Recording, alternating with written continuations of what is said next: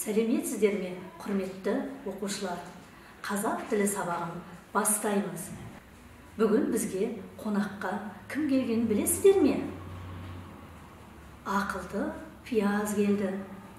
Ол сіздердің білімдеріңізді байқағысы келеді. Пияз деген сөзді жазуды сұрап отыр. Жазып көреміз бе? Айтқанда қалай естіліп тұр? Пи-аз болып естіледі. Қане жазайық. Пи-яз. Қалай жаздыңыздар? И дыбысына қатысты қандай ережелер білетін едік? И дыбысының алдында і естілгенімен олар жазылмайды. Демек, п дыбысынан кейінгі и дыбыстарының орнына дауысты и жазамыз. Пи-аз. Екі и қатар келеді ме? Қазақ тіліндегі сөздерде кездеспейді. Олай болса, а дыбысының орнына басқа әріп жазуға келеді ме? Я, қандай әріп жазамыз? Әрине, я әріпін жазуға болады.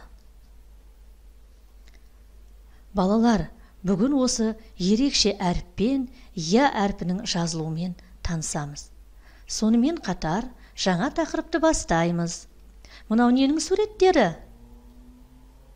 Құлақ, көз, тері, тіл, мұрын. Бұлар адамның дене мүшелері. Бұл дене мүшелеріміз арқылы біз не істейміз? Құлақпен дыбысты сеземіз. Көзбен түстерді, бейнелерді ажыратамыз. Тері арқылы жылыны, суықты сеземіз. Тілмен дәмді сеземіз.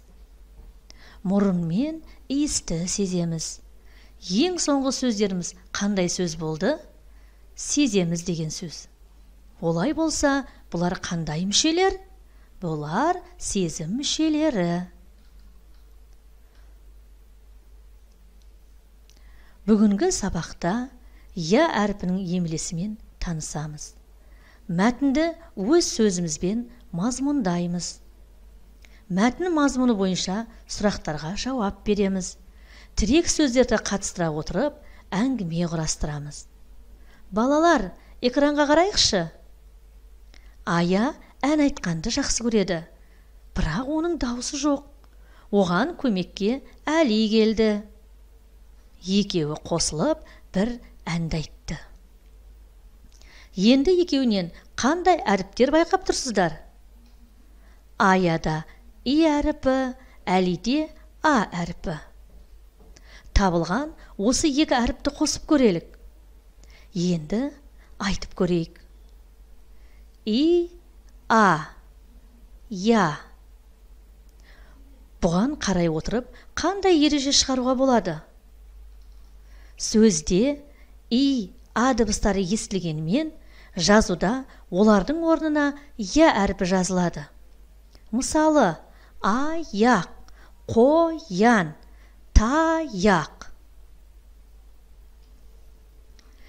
Енді мен сіздерге осы мысалдағы аяқтың қатысы бар қызық ертегі айтып беремін. Ертегі дене мүшелерінің таласы деп аталады. Мұқият тыңдаймыз. Бірде дене мүшелері өзара айтысып қалыпты. Айтысты аяқ бастапты. Одан соң қол, құлақ, көз өз пайдалары туралы айтыпты. Ең соңында тұрып мұрын бұлай дейді. Адам үшін мен пайдалымын. Мен болмасам, адам иісті сезе алмас еді. Сол кезде адам бәрін ортаға шақырып бұлай депті. Босқа дауласпаңдар. Адам үшін бәріңнің де пайдаларың бар. Аяқ болмаса, адам баратын жеріне жете алар ма еді? Қол болмаса, адам тамақ ішіп, әртүрлі жұмыстар атқарар ма еді? Құлақ, көз және мұрын болмаса, адам ести, көре және ауа жұтып, иісті сезе алар ма еді? бәрің де адамға керексіңдер, бір-біріңді сыйлап өмір сүріңдер. Енді осы мәтін мазмұны бойынша кестедегі дене мүшелері не деп таласқанын тауып айтыңыздар. Яғни, мәтін бойынша сұрақтарға жауап береміз. Кейбір сұрақтарға толық жауап жоқ. Сондықтан тірек сөздерді қолдана отырып, жауапты толықтыруға болады. Қол болмаса, адам тамақ ішіп және әртүрлі жұмыстар атқарар ма еді? Аяқ болмаса, адам баратын жеріне жете алар ма еді? Көз көрер ме еді деп ғана жазылыпты. Көз нені көреді? Көз болмаса, адам табиғаттың сұлулығын, өзіне төнген қауіпті, жақын адамдарын көре алар ма еді? Құлақ туралы да толық жазылмапты. Ол арқылы нені естиміз? Құлақ болмаса, адам жақсы сөздерді, әдемі әндерді, құстардың әсем дауысын естір ме еді? Тамаша! Бұл тапсырмада мәтіннен кейіпкердің сөздерін таптық. Мәтіндегі сөздерді толықтырдық. Қай дене мүшелерінің атауында я әріпі бар? Аяқ деген сөзде я әріпі бар. Ауызша дыбыстық талдау жасап көрелік. Аяқ сөзінде екі буын. А-яқ. 4 дыбыс. А, И, А, Қ.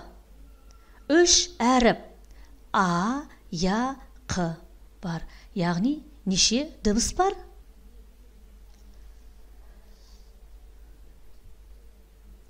А дауысты, И дауыссыз, А дауысты, Қ дауыссыз. Жасырын сөзді тап ойынын ойнайық. Бірінші қатарда шаян деген сөз жасырынған. Екінші қатарда тұяқ. Үшінші қатарда аялдама. Төртінші қатарда қияр. Бесінші қатарда сия деген сөздер жасырыныпты. Барлығына ортақ әріп қайсысы? Әрине, я әріпі. Оның бүгін қандай ерекшелігін білдік. Жарайсыздар, бүгінгі сабақтан өзімізге не алдық? Я әрпінің жазылу, айтылу ережелерін меңгерді. Я әрпі бар сөздерді дұрыс жазуға дағдыландық. Мәтіннің мазмұнына сәйкес сұрақтарға жауап берді. Адамның дене мүшелері, сезім мүшелері туралы мәлімет алдық. Бәрекелді балалар, бүгін біз сабақта мақсатымызға жеттік. Біздің сабағымыз осымен аяқталды. Сау болыңыздар.